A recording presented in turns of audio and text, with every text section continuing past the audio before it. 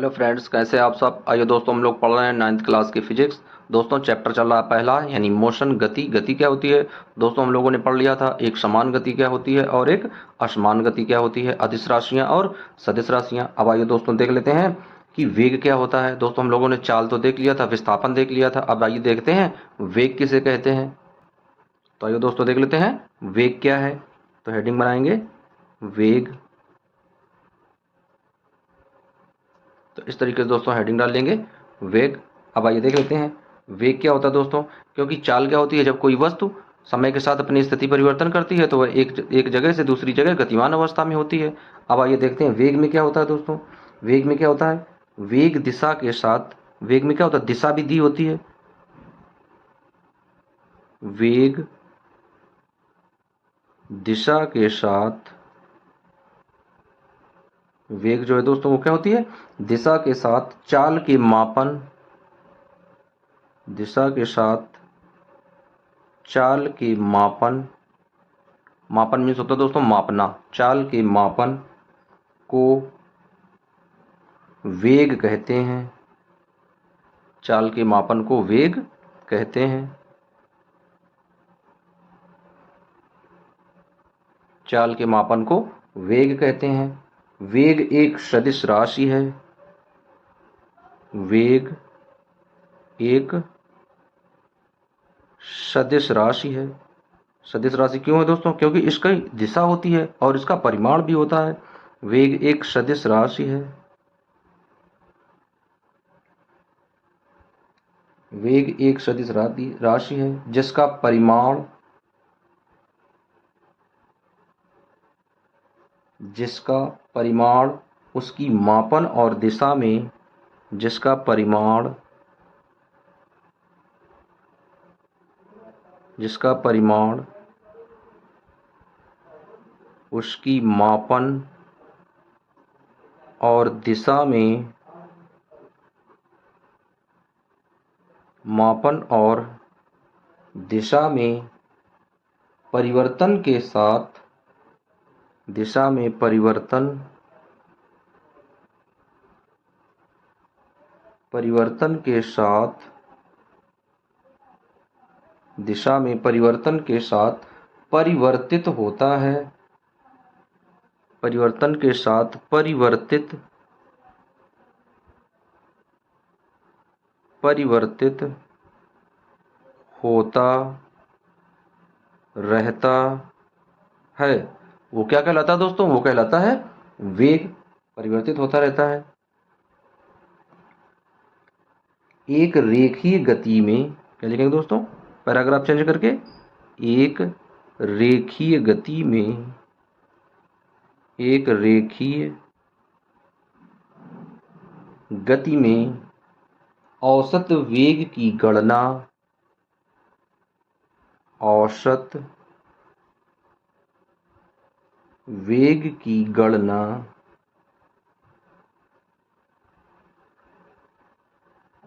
दोस्तों यहाँ पर इसे गलत लिख देते हैं, गलत दिख गया है, ये घटना लिख गया है, गणना है। औसत वेग की गणना, औसत वेग की गणना चाल के अनुरूप होती है। चाल के अनुरूप होती है। चाल के अनुरूप होती है। अब आइए दोस्तों देख लेते हैं इसका किस तरीके से फॉर्मूला बनाएंगे। तो क्या लिखेंगे, वेग बराबर क्या होता है,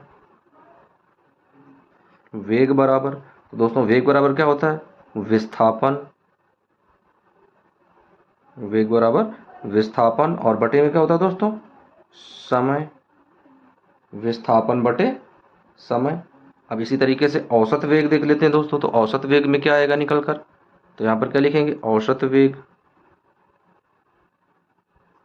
औसत वेग इक्वल टू, तो औसत वेग में क्या हो जाएगा, कुल विस्थापन,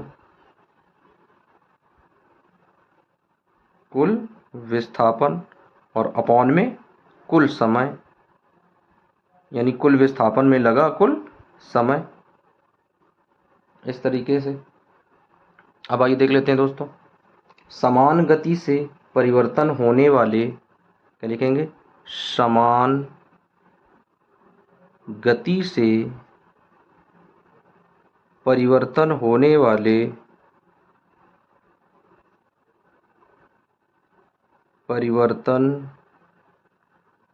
वाले वेग की स्थिति में वेग की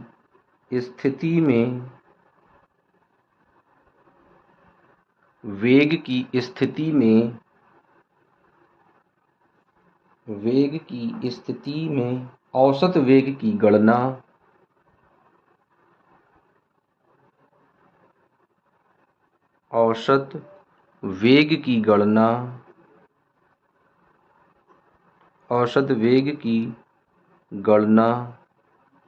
की जाती है। औसत वेग की गणना की जाती है। अब आइए देख लेते हैं इसका किस तरीके से फार्मूला बनेगा दोस्तों। तो क्या लिखेंगे, औसत वेग बराबर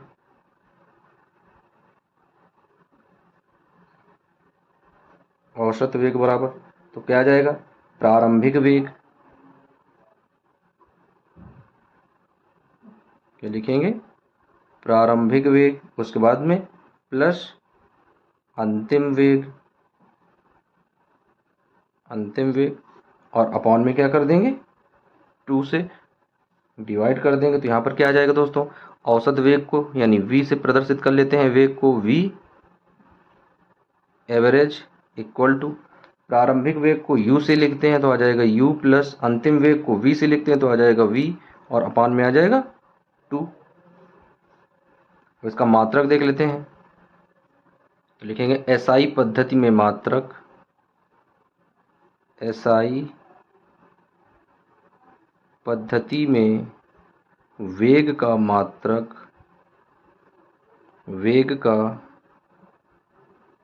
मात्रक। तो दोस्तों SI पद्धति में वेग का मात्रक क्या होता है, ये भी मात्रक तो सेम ही होता है, मीटर प्रति सेकेंड। क्या लिखेंगे, मीटर प्रति सेकेंड, मीटर प्रति सेकेंड आ जाएगा। अब वेग बराबर है क्या दोस्तों, हम लोग देख चुके हैं वेग बराबर क्या है, विस्थापन बटे समय। तो विस्थापन बटे समय। दोस्तों ये जो विस्थापन होता है यानी लंबाई में विस्थापन होता है, दूरी में विस्थापन होता है, तो दूरी का मात्रक किस में लिखते हैं दोस्तों, मीटर में लिखते हैं। यानी लंबाई का मात्रक मीटर है तो मीटर आ गया, और समय का मात्रक सेकेंड होता है तो सेकेंड आ गया। तो इस वजह से ये क्या हो जाती है, ये बन जाती है एक सदिश राशि। कौन सी राशि हो जाती है, सदिश राशि। तो इस तरीके से दोस्तों क्या होता है, हम लोग वेग को समझ लेते हैं। अब आइए देख लेते हैं वेग में क्या होता है। वेग स्टार पॉइंट बनाएंगे दोस्तों। वेग कैसा हो सकता है, वेग यानी धनात्मक भी हो सकता है, ऋणात्मक भी हो सकता है और शून्य भी हो सकता है, तो इस तरीके से दोस्तों हम लोगों ने देख लिया वेग क्या होता है। यानी वेग जो है वो पूरी तरीके से विस्थापन की तरह ही होता है। विस्थापन में भी क्या था, धनात्मक भी होता था, ऋणात्मक भी होता था और शून्य भी आता था। उसी तरीके से वेग भी क्या है, धनात्मक भी हो सकता है, ऋणात्मक भी हो सकता है और शून्य भी हो सकता है। अब आइए देख लेते हैं दोस्तों इसका अगला टॉपिक। अब आइए दोस्तों देख लेते हैं अगला पॉइंट। तो अगला पॉइंट क्या है दोस्तों, अगला पॉइंट है त्वरण। अगला पॉइंट क्या है दोस्तों, त्वरण है। आइए इसे एक बार हाईलाइट कर देते हैं, जो चीज़ें हम लोगों ने अभी तक पढ़ी हैं, ताकि नोट बनाने में आसानी रहे और चीज़ें आसानी से दिखाई पड़ती रहें। तो इसे हाईलाइट करेंगे फ्रेंड्स, वेग को हाईलाइट कर देंगे। अब आइए यहाँ पर त्वरण को हाईलाइट कर देते हैं, क्योंकि अब त्वरण पढ़ने वाले हैं दोस्तों हम लोग। तो इस तरीके से त्वरण को हाईलाइट कर दिया। अब आइए देख लेते हैं त्वरण में क्या होता है दोस्तों। इसमें वेग परिवर्तन होती है, यानी वेग परिवर्तन की दर त्वरण कहलाता है। तो किस तरीके से इसकी डिफिनेशन बनाएंगे, वेग परिवर्तन इसमें कैसे होता है दोस्तों। तो लिखेंगे इसमें असमान गति की स्थिति, असमान गति की स्थिति में असमान गति की स्थिति में यदि लगातार वेग बढ़ रहा हो, कोष्टक में लिख लेंगे दोस्तों, वेग कैसा हो, वेग लगातार बढ़ रहा हो, वेग लगातार बढ़ रहा हो, असमान गति की स्थिति में, असमान गति की स्थिति में क्या होता है दोस्तों, त्वरण होता है, त्वरण होता है। अब दोस्तों यहाँ पर असमान गति हम लोग पढ़ चुके हैं, उसमें क्या था, यानी भिन्न भिन्न समय में जब कोई वस्तु भिन्न भिन्न दूरियां तय करती है, यानी उसकी चाल कभी बढ़ती है और कभी घटती है, तो उसमें दोस्तों क्या वेग में परिवर्तन होता रहता है, या उसी को क्या बनाते हैं, वेग परिवर्तन की दर त्वरण कहलाती है। तो क्या होता है दोस्तों, त्वरण होता है, या एक दूसरी डेफिनेशन बना देंगे, क्या लिखेंगे, वेग परिवर्तन की दर, वेग परिवर्तन की दर त्वरण कहलाती है।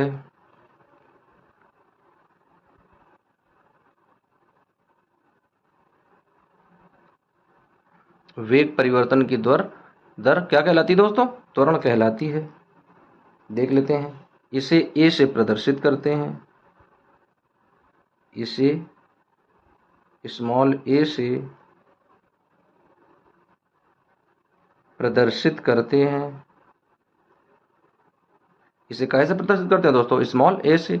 यह एक सदिश राशि है, यह कैसी राशि है, यह एक सदिश राशि है।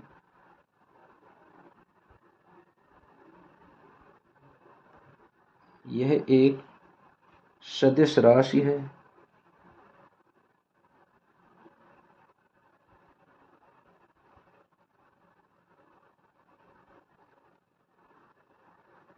यह एक सदिश राशि है।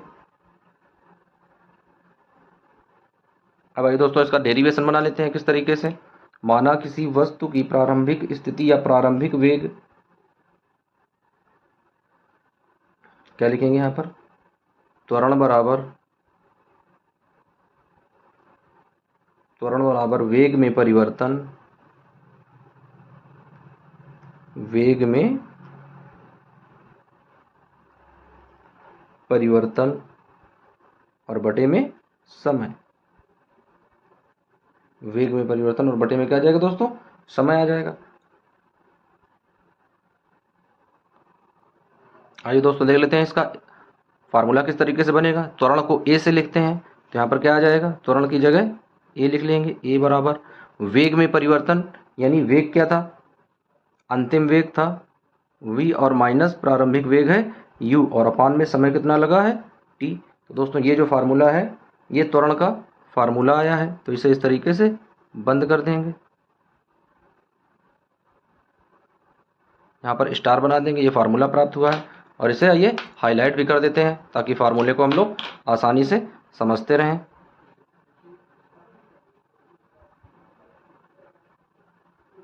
अब आइए इसका मात्रक देख लेते हैं कि इसका एसआई पद्धति का मात्रक क्या होगा। तो देख लेते हैं, इसका लिखेंगे एसआई पद्धति का मात्रक,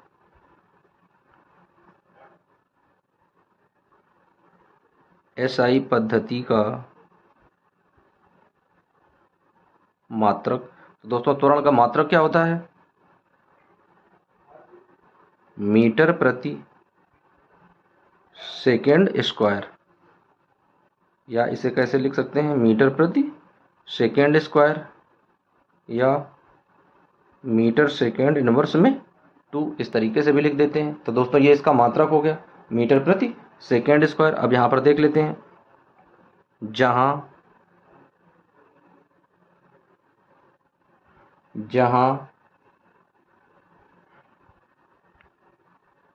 v बराबर क्या है, अंतिम वेग, v बराबर अंतिम वेग है, u बराबर प्रारंभिक वेग है, और t बराबर क्या है, समय है। और ए बराबर क्या है, त्वरण है। तो दोस्तों ये सब मान दिए गए हैं जो इस फार्मूले में हैं, ये सारे मान लिखे हैं। अब आइए देख लेते हैं त्वरण की स्थिति क्या होती है दोस्तों, तो यहाँ लिखेंगे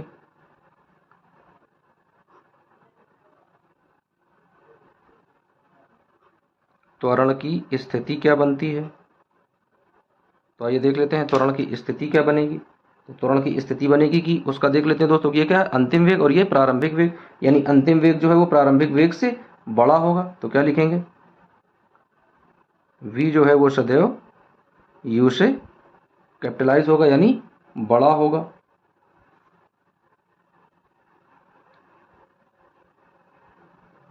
तो यहाँ पर ए क्या आएगा दोस्तों, जब त्वरण निकालेंगे तो त्वरण क्या आ जाएगा, त्वरण आ जाएगा पॉजिटिव।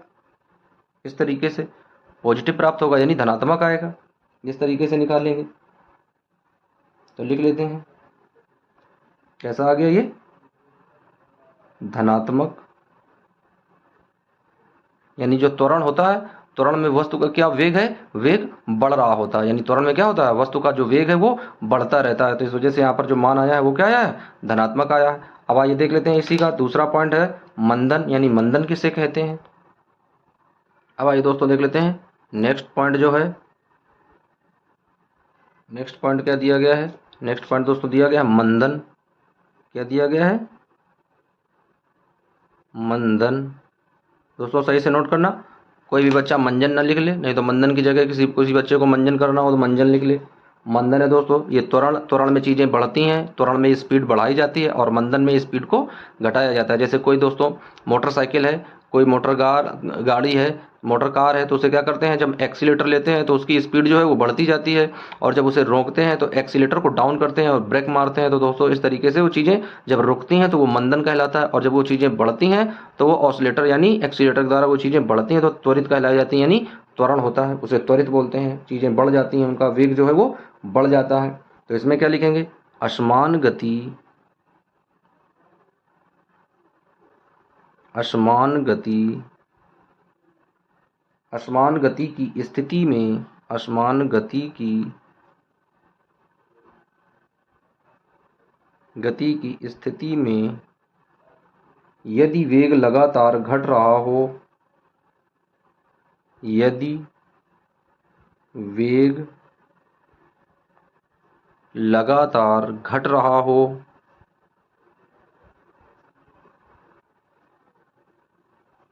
क्या दोस्तों, यदि वेग लगातार घट रहा हो तो ऐसी स्थिति,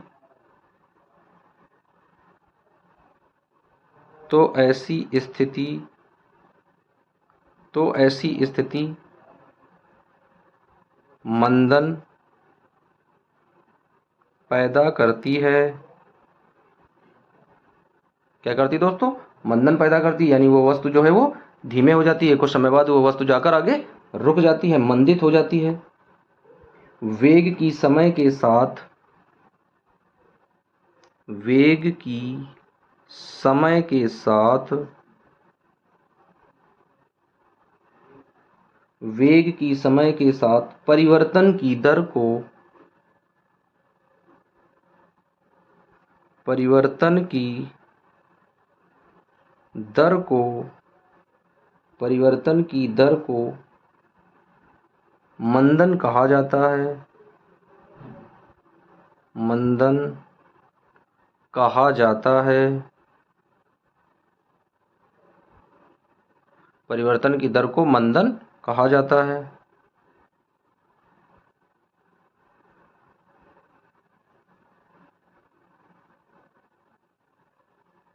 मंदन कहा जाता है। अब आइए दोस्तों देख लेते हैं इसका किस तरीके से फार्मूला बनेगा। तो क्या लिखेंगे, मंदन इक्वल टू, यहाँ पर दोस्तों क्या था, उसमें त्वरण था, इसमें क्या है, मंदन है। तो मंदन में क्या आ जाएगा, इसमें भी वेग परिवर्तन की दर है यानी v माइनस यू और अपान में t, ये आ जाएगा। ये दोस्तों इसका फार्मूला बन जाएगा। आइए इसे बंद कर देते हैं।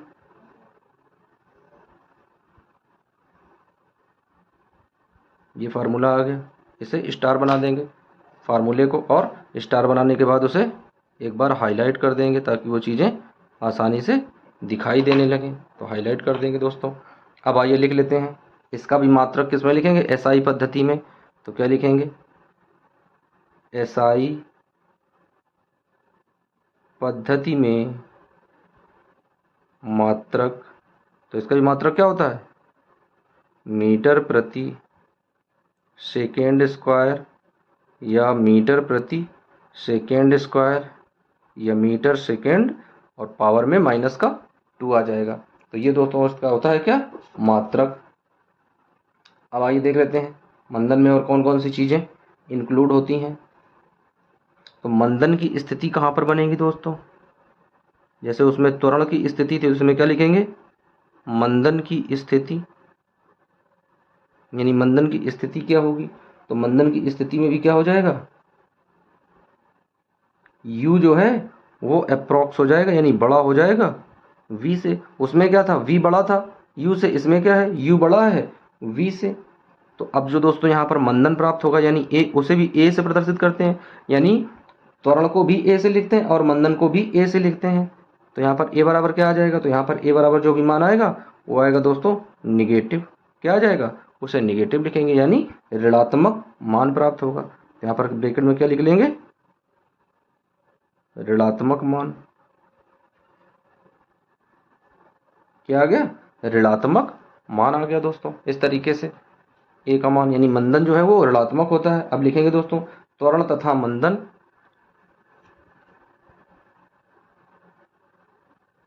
त्वरण तथा मंदन, त्वरण तथा मंदन सदिश राशियां हैं, सदिश राशियां हैं।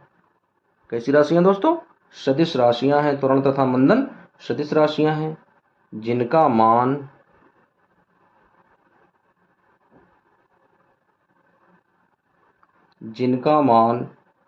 धनात्मक, ऋणात्मक और शून्य हो सकता है, और शून्य हो सकता है, और शून्य हो सकता है।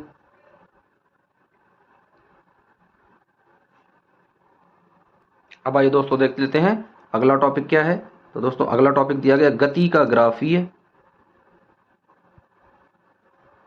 गति का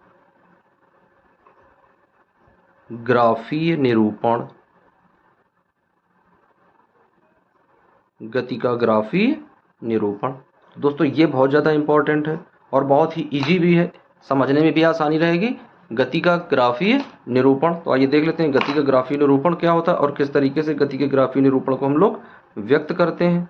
गति का ग्राफीय निरूपण, तो आइए देख लेते हैं दोस्तों। सबसे पहली स्थिति, पहली कंडीशन क्या बनाएंगे,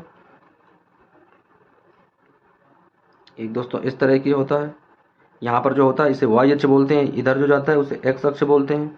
तो एक इस तरीके से जाएंगे इधर की ओर, ये वाली जो दूरी है दोस्तों इसे t यानी इसे समय से प्रदर्शित करेंगे, समय के लिए t, तो यहाँ पर लिख देंगे समय। और ये वाली जो है ये विस्थापन के लिए है, तो इसे s से लिखेंगे, ये विस्थापन है तो इसे s से लिखेंगे। इस तरीके से ये s दिया गया है। अब आइए यहाँ पर देख लेते हैं समय, तो इस वाले में देख लेते हैं समय दोस्तों, यहाँ पर t1 है और यहाँ पर t2 है। तो मान लेते हैं ये समय हो गया t1 और ये समय हो गया t2। अब इसी तरीके से यहाँ पर मान लेते हैं ये विस्थापन है s1 और ये विस्थापन है s2, इस तरीके से। तो आइए यहाँ पर इसे जोड़ देते हैं, तो किस तरीके से जोड़ेंगे,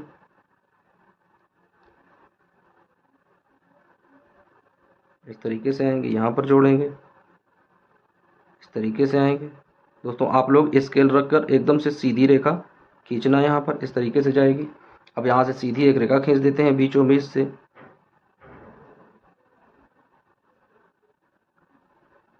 इस तरीके से एक सीधी रेखा आ जाएगी। स्केल से खींचना दोस्तों, एकदम से सीधी रेखा जाएगी। अब इसे यहाँ से आगे जोड़ देते हैं जाकर, इस तरीके से डॉट डॉट करके जोड़ देंगे। अब यहाँ पर लिखेंगे दोस्तों सीधी रेखा, एकदम से सीधी रेखा जा रही है, तो क्या आ जाएगी दोस्तों, ये सीधी रेखा जो है लिखेंगे सीधी रेखा एक समान चाल, सीधी रेखा एक समान चाल सीधी रेखा एक समान चाल या वेग, सीधी रेखा एक समान चाल या वेग एवं शून्य त्वरण की जानकारी देता है, या वेग एक शून्य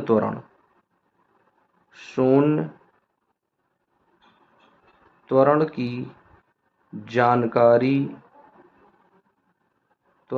जानकारी देता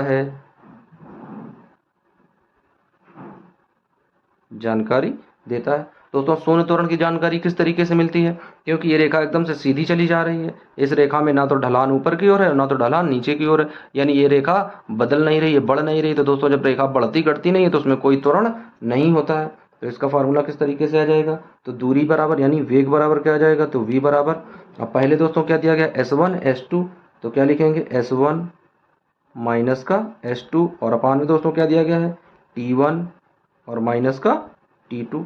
तो इस तरीके से ये जो ग्राफी प्रदर्शन है दोस्तों ये शून्य त्वरण दर्शाता है। क्या दर्शाता है, शून्य त्वरण। आइए इसे हाईलाइट कर देते हैं। जो सबसे मेन इंपॉर्टेंट बात है दोस्तों, इंपॉर्टेंट बात क्या है इसमें, कि ये जो त्वरण है एक ऐसा त्वरण है, इसमें शून्य त्वरण है। तो इसे हाईलाइट कर देते हैं, कैसा त्वरण है, शून्य त्वरण। अब आइए देख लेते हैं इसका दूसरा चित्र। अब आइए फ्रेंड्स देख लेते हैं दूसरी कंडीशन। पहली कंडीशन तो हम लोगों ने देख लिया है कि त्वरण जब शून्य होगा तो कंडीशन कैसी होगी। अब आइए देख लेते हैं, तो उसी तरीके से बनाएंगे ग्राफ दोस्तों, उसी तरीके से बनाएंगे। एक ये जाएगा y अक्ष की ओर और एक ये जाएगा x अक्ष की ओर। यहाँ पर दोस्तों क्या हो जाएगा, ये समय के लिए दर्शाएगा, t हो जाएगा, यहाँ पर लिखेंगे समय। यहाँ पर ये विस्थापन दिया गया दोस्तों, s से लिखेंगे, ये विस्थापन हो जाएगा। अब इस तरीके से यहाँ देख लेते हैं किस तरीके से नया वक्र बनेगा। तो इस तरीके का ये वक्र बनेगा, इस तरीके से बनेगा ये वक्र। तो यहाँ पर लिख लेते हैं, ये जो वक्र है ये क्या प्रदर्शित कर रहा है। तो आइए देख लेते हैं ये वक्र क्या प्रदर्शित कर रहा है। यदि वक्र की ढाल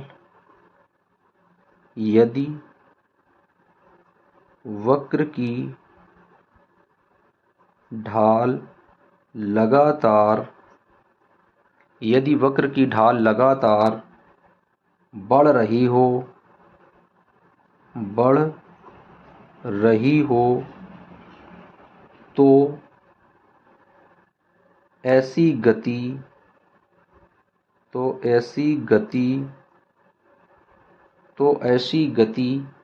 त्वरित गति कहलाती है।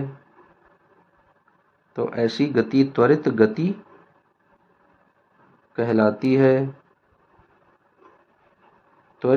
कहलाती है। दोस्तों हम लोग देख रहे हैं कि ये जो ढाल है ये लगातार धीरे धीरे नीचे की ओर बढ़ता जा रहा है। तो जब ये ढाल धीरे धीरे बढ़ता जा रहा है तो वस्तु जो है वो ज़्यादातर त्वरित होती चली जा रही है। यानी जैसे कोई मोटर गाड़ी है उसमें जब इस तरीके का ढाल बढ़ता है दोस्तों, इसका मतलब होता है जब हम लोग एक्सीलेटर दबाते हैं तो एक्सीलेटर जैसे लेते हैं तो उसकी चाल धीरे धीरे करके बहुत ज़्यादा स्पीड पकड़ लेती है। जैसे मोटरसाइकिल है दोस्तों, कई बच्चे मोटरसाइकिल भी चलाते होंगे जो पढ़ रहे हैं। तो दोस्तों जैसे एक्सीलेटर लेते हैं हाथ से, एकदम से ऐसे एक्सीलेटर लेंगे तो धीरे धीरे क्या होगा, मोटरसाइकिल बहुत ज़्यादा स्पीड में बढ़ती जाएगी और एक समय ऐसा आएगा कि वो 80-90 की स्पीड में आ जाती है। तो दोस्तों जब ये वक्र ढाल यानी इस तरीके का बनता है, यानी ढाल जब ये नीचे की ओर हो तो समझ जाना चाहिए वो गति कैसी है, त्वरित है, यानी उसमें त्वरण गति है। अब आइए देख लेते हैं इसी का अगला पॉइंट। तो दूसरा ग्राफ बनाएंगे दोस्तों, इसी तरह का ग्राफ बनेगा। एक जाएगा y अक्ष की तरफ और दूसरा जाएगा x अक्ष की तरफ। ये वाली जो दिशा है ये t है यानी समय की दिशा है, और ये वाली जो दिशा है ये विस्थापन की दिशा है यानी s की दिशा है। अब इस तरीके से जैसे नीचे की ओर ढाल बढ़ता था तो वस्तु त्वरित होती थी।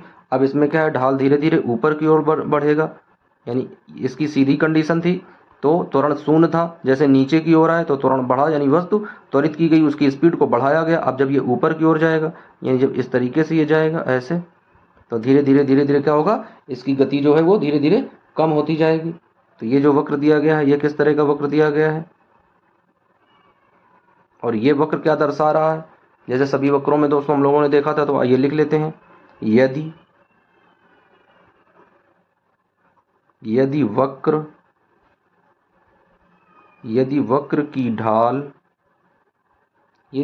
की ढाल लगातार घट रही हो, यदि वक्र की ढाल लगातार घट रही हो तो ऐसी गति मंदित गति कहलाती है।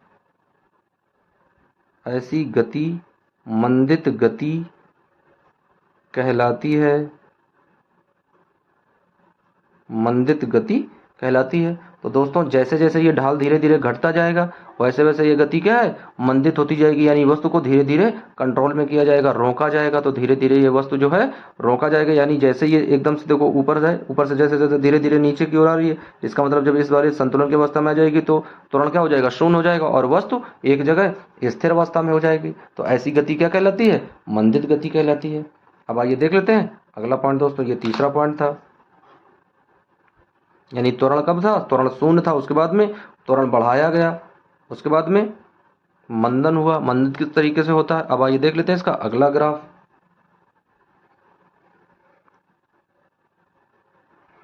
तो दोस्तों अगला ग्राफ एक और दिया गया है, वो और देख लेते हैं।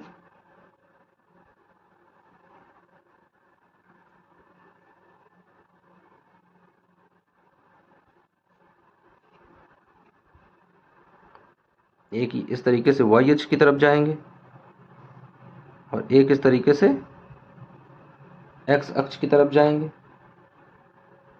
अब यहाँ वाली दूरी दोस्तों लिखेंगे तो ये वाली दूरी तो समय होती है, इसे टी से लिखते हैं, यहाँ लिख देंगे समय। और ये ऊपर वाली दूरी जो होती है ये एस होती है, यानी विस्थापन होती है, तो इसे इस तरीके से लिखेंगे विस्थापित होने के लिए। अब दोस्तों यहाँ से एक वस्तु इस तरीके से जा रही है, सीधी ऐसे गई,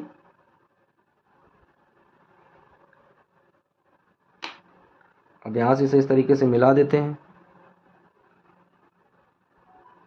दूसरी कंडीशन यहाँ से मिलाते हैं, तो ये वाला जो पॉइंट है दोस्तों, इस वाले पॉइंट को लिख लेते हैं S1 और इस वाले पॉइंट को लिखते हैं S2। तो ये वाला जो पॉइंट है ये हो जाएगा T1 और ये वाला जो पॉइंट है वो हो जाएगा T2। तो आइए अब देख लेते हैं इसमें वेग क्या हो जाएगा।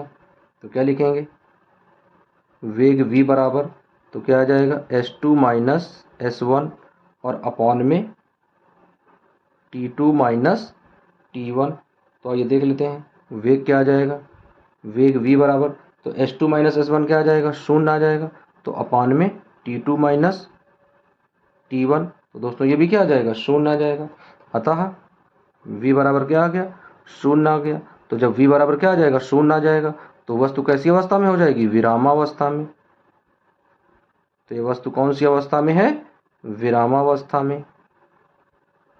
तो इस तरीके से दोस्तों हम लोगों ने देख लेते हैं कि वस्तु ये कहाँ पर है, विरामावस्था में है। अब आइए फ्रेंड्स देख लेते हैं दूसरा इसी का आगे का ग्राफ। तो इस तरीके से बनाएंगे, एक वाई अक्ष पर जाएगी और दूसरी एक्स अक्ष पर ले जाएंगे।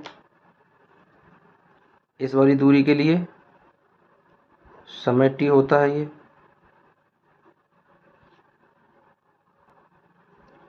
और ये ऊपर वाला हिस्सा वाई अक्ष होता है जहाँ पर विस्थापन एस के लिए जाते हैं। अब आइए देख लेते हैं, ये ऊपर वाली जो कंडीशन थी दोस्तों ये तो विरामावस्था में थी। अब आइए देख लेते हैं कि समान त्वरण में गतिमान अवस्था में किस तरीके से वस्तु होगी। तो यहाँ पर देख लेते हैं, तो दोस्तों ये दूरी मान लेते हैं एस V1 और ये वाली दूरी मान लेते हैं V2। तो क्या लिखेंगे, ये V1 और ये लिखेंगे V2। यहाँ पर लिखेंगे दोस्तों T1 और ये वाली दूरी लिखेंगे T2। अब आइए इन्हें मिला देते हैं दोस्तों, किस तरीके से मिलाएंगे। आप लोग दोस्तों स्केल रख के मिलाना, एकदम सीधी रेखा खींचना।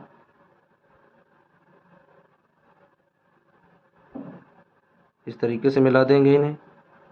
अब इनके सामने एक सीधी रेखा खींच देते हैं इस तरीके से, तो एक ये एकदम सटीक सीधी रेखा चली जाएगी। अब इसे यहाँ से ऐसे ऐसे मिलाएंगे, ये इस कंडीशन में आकर मिल जाएगी।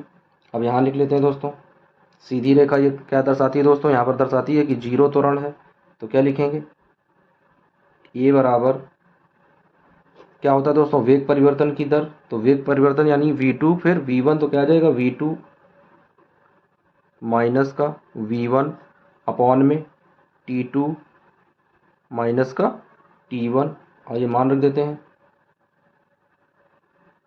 चूंकि दिया गया है v2 बड़ा है v1 से, तो क्या आ जाएगा, ये बराबर आ जाएगा v2 minus v1 upon t2 minus t1, और यहाँ पर जो मान प्राप्त होगा दोस्तों वो क्या आएगा, वो मान आएगा पॉजिटिव, यानी धनात्मक मान प्राप्त होगा। तो इस तरीके से दोस्तों ये वस्तु कैसी थी, एक सीधी रेखा में समान त्वरण की सूचना देती है। क्या लिखेंगे, एक सीधी रेखा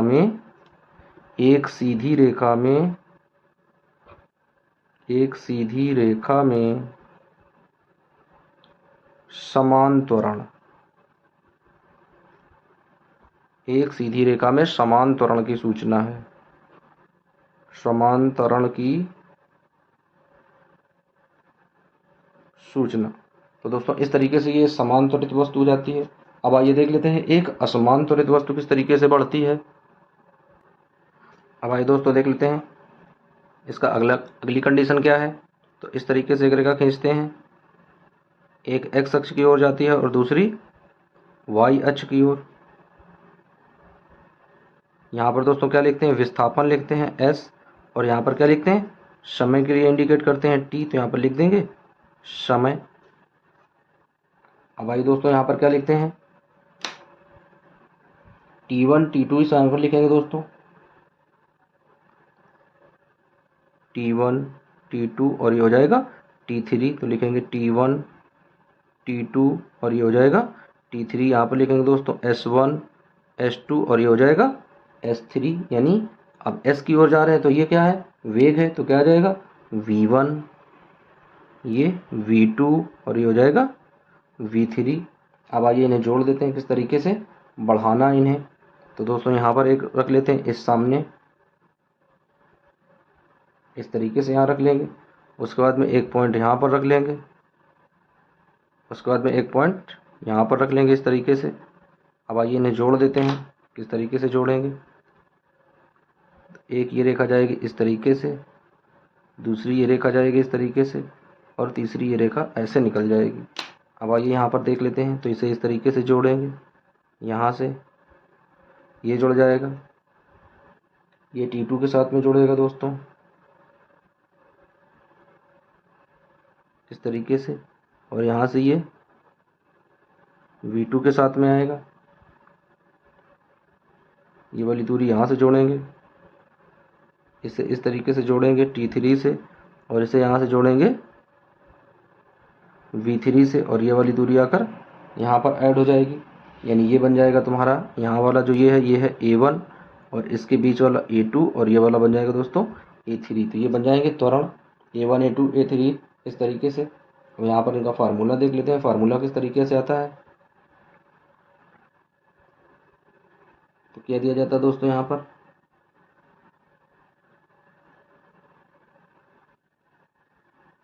V2 बाई, इस तरीके से लिखेंगे दोस्तों।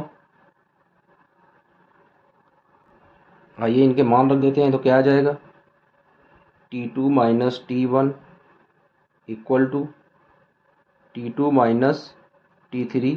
अब इसी तरीके से देख लेते हैं दोस्तों, V2 minus V1 is not V3 minus V2, या V2 minus V1 upon T2 minus T1 is not V3 minus V2 upon T3 minus T2। तो दोस्तों यहाँ पर क्या आ जाएगा निकल कर, यहाँ पर आ जाएगा A2 इज नॉट A1, यानी ये जो A1 और A2 है ये दोनों त्वरण एक दूसरे के बराबर नहीं है। तो दोस्तों ये किस तरीके की हो जाएगी, ये एक असमान गति यानी असमान त्वरित वस्तु के लिए प्रदर्शन होगा।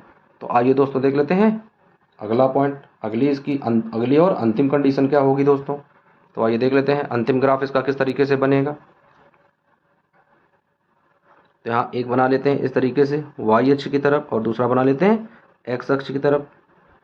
जैसा कि दोस्तों जानते हैं ये वाला पॉइंट कौन सा होता है, ये होता है विस्थापन के लिए। तो यहाँ एस लिख देते हैं विस्थापन के लिए, ये वाला क्या होता है, ये टी यानी समय के लिए होता है, तो यहाँ पर समय लिख देते हैं। अब यहाँ पर इनकी गणना करते हैं T1 T2 और T3 के रूप में, तो ये आ जाएगा T1 T2 और ये हो जाएगा T3। इसी तरीके से यहाँ पर बनाएंगे V और ये बना देंगे इस तरीके से, तो क्या हो जाएगा V1 V2 और V3। तो इस तरीके से हो जाएगा। अब आइए इन्हें जोड़ देते हैं आपस में, तो यहाँ पर V1 को जोड़ेंगे T1 से, तो इस तरीके से जोड़ेंगे। अब V2 को जोड़ेंगे दोस्तों T2 से, तो इसे T2 तक लाएंगे। V3 को जोड़ेंगे दोस्तों T3 से, तो इसे यहाँ तक लाएंगे और इस तरीके से जोड़ेंगे।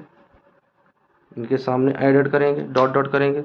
अब इनके सामने से एक रेखा खींच लेते हैं, तो यहाँ से एक रेखा खींचेंगे इस तरीके से, इनको ऐसे टच करती हुई, ऐसे सभी बिंदुओं को टच करती हुई इस तरीके से रेखा आएगी और आकर यहाँ पर मिल जाएगी ऐसी सीधी रेखा। तो यहाँ देख लेते हैं ये वाली जो कंडीशन बनी, पहली वाली कंडीशन, ये क्या है, A2 की है।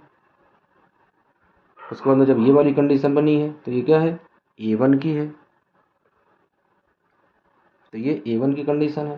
तो दोस्तों इस तरीके से दोनों कंडीशन बन जाती हैं और इन्हें डैश के रूप में लिख लेते हैं। ये क्या है, A1 डैश और A2 डैश।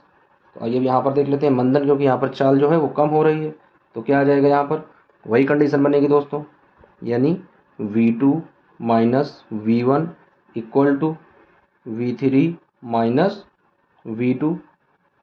फिर क्या बनेगा यहाँ पर दोस्तों, समय के लिए T2 minus T1 equal to T3 minus T2।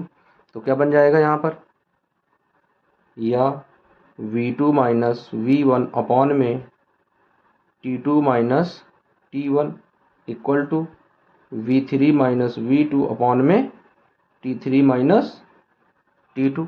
ये फार्मूला बन जाएगा। अब इससे निकलेगा क्या निष्कर्ष, तो इससे निष्कर्ष निकलेगा A1 dash equal to A2 dash. तो दोस्तों ये निष्कर्षण से दोनों से निकल कर आते हैं। यह कैसी है, सीधी रेखा में मंदित गति है। ये कैसी है, एक सीधी रेखा में मंदित गति। तो दोस्तों इस तरीके से हम लोगों ने समझ लिया, यानी समय और ग्राफ के साथ में चाल किस तरीके से दर्शाई जाती हैं। अब दोस्तों मिलेंगे इसके नेक्स्ट वीडियो में, जिसमें हम लोग सॉल्व करेंगे गति के तीनों समीकरणों को। मिलते हैं दोस्तों नेक्स्ट वीडियो में। जब तक के लिए आप लोग आसानी से इन्हें नोट बना लीजिएगा और जो चीज़ें लिखाई गई उन्हें एक बार मेमोराइज करते रहिएगा। मिलते हैं दोस्तों नेक्स्ट वीडियो में, जब तक के लिए टेक केयर, थैंक्स।